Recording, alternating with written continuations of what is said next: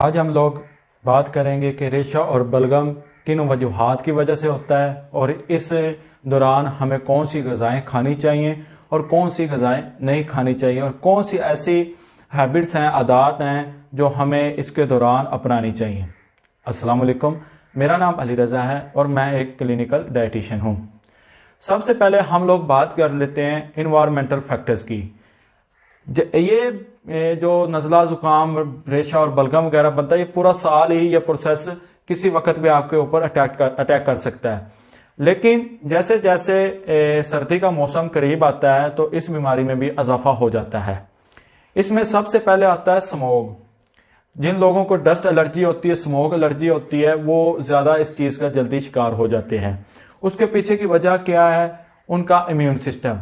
जब immune system आप लोगों का वीक होता है तो कोई भी वायरल इन्फेक्शन आप लोगों पर बहुत इजीली अटैक कर सकता है। इसमें सेकंड चीज़ आ जाती है, जो लोग स्मोकर्स होते हैं, वेव करते हैं, शीशा वगैरह पीते हैं, तो उनके गले में रेशा और बलगम इस तरह की ना सिर्फ उनके ये चीज़ें बल्कि उनके फेफड़े वगैरह भी मुतासर होते हैं। इन चीज़ों से अवॉइड करना चाहिए। अब हम लोग बात कर लेते हैं ऐसी कौन सी ग़िज़ाएँ हैं जो कि हमें इस दौरान खानी चाहिए। इसमें सबसे पहले आ जाता है सॉल्टी वाटर। आप लोगों ने पानी के गरारे करने हैं नमक डाल के। ये अमल आप लोगों ने दो दफ़ा कर लें एक दिन में।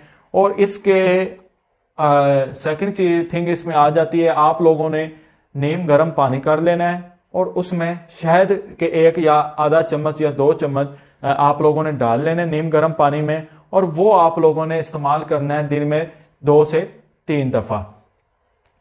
अब इसमें तीसरी चीज़ ये आप लोग एडिशन कर सकते हैं कि आप लोग शहद के साथ साथ 1 इंच अदरक का पीस भी डाल सकते हैं। इसको आप लोगों ने कैसे डालना है? आप लोगों ने अदरक को आप पेस्ट बना लेना कूट कर अच्छी तरह, तो वो आप लोगों ने उस नीम गर्म पानी में डाल देना है और उसका आप लोगों ने, जैसे कहते हैं ना, पुन लेना है और फिर उसका आप लोगों ने एज अ कहवा आप लोग इस्तेमाल कर लें।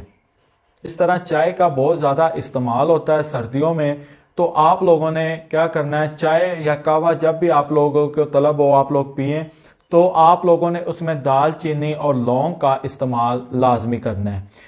इसका इस्तेमाल क्यों? सारा गर्म पानी, ये ज़्यादा चीज़ें इसलिए ज़्यादा मुफीद हैं क्योंकि आप लोगों के गले में बलगम और रेशे बने होते हैं और उसकी वजह से आप लोगों का गले में स्वेलिंग, सोजिश भी हुई होती है। तो जब गर्म पानी का इंटेक, आप लोग नीम गर्म पानी का इंटेक ज़्यादा करते हैं, तो वो चीज़ें जो रेशा और बलगम आप लोगों के होता है वो मेल्ट हो जाता है और थ्रू एक्सक्रीटरी सिस्टम एक्सक्रीट हो जाता है। इसमें आप लोग ग्रीन टी का भी इस्तेमाल कर सकते हैं। आप जो चीज़ें नहीं खानी उसमें ये चीज़ें, जितनी भी डेयरी प्रोडक्ट्स वगैरह हैं, जिस तरह योगर्ट, चीज़, बटर, मिल्क और ये चीज़ें हैं, इन चीज़ों का आपने इस्तेमाल कम करना है। ये बलगम और रेशा करते तो नहीं लेकिन उसमें इजाफा कर देते हैं। इन चीज़ों से आप लोगों ने अवॉइड करना है। बेसिकली जब तक आप लोगों का इम्यून सिस्टम स्ट्रॉन्ग नहीं होगा तब तक आप लोग वायरल इन्फेक्शन के अगेंस्ट फाइट नहीं कर सकते। जितने भी viral infection, bacterial infection through environment changes आते हैं, उनमें आप लोगों का इम्यून सिस्टम बहुत स्ट्रॉन्ग होना चाहिए। आप लोगों ने प्रोटीन का इंटेक ज़्यादा लेना है, जिस तरह यखनी वगैरह के इस्तेमाल। इससे क्या होगा कि ये आप लोगों के जो वाइट ब्लड सेल्स, जो आप लोगों की इम्यूनिटी है, उसको स्ट्रॉन्ग करेगी ताकि आप किसी भी वायरल इन्फेक्शन के अगेंस्ट अपने आप को प्रिपेयर कर सके। और अब हम कुछ ऐसी आदात, कुछ ऐसी चीज़ें जो कि हमें अपनानी चाहिए इस दौरान। कुछ स्लीपिंग हैबिट्स हैं। फर्स्ट ऑफ ऑल हम आप लोगों के सोने की बात कर लेते हैं। तो आप लोगों ने इस चीज़ पे कहा जाता है कि 2 तकियों का इस्तेमाल कर लें या इस तरह वगैरह ईंट वगैरह रख लें अपने चारपाई के नीचे, और इससे ये होगा जो ब्लड प्रेशर के मरीज़ हैं और जितने भी ये रेशा बलगम वगैरह होती है, ताकि आप लोगों का सर थोड़ा सा पोस्चर जो है वो सर का ऊपर रहेगा, बलगम वगैरह वो आप लोगों के मुंह में ज़्यादातर नहीं आएगी। तो ये आप लोगों ने पोस्चर रखना है। और इसमें जो फूड्स हमें, अब उसकी तरफ जाऊंगा कि भी हमें नई आदत बनानी चाहिए। कार्बोनेटेड ड्रिंक्स वगैरह का आप लोगों ने इस्तेमाल नहीं करना इस दौरान।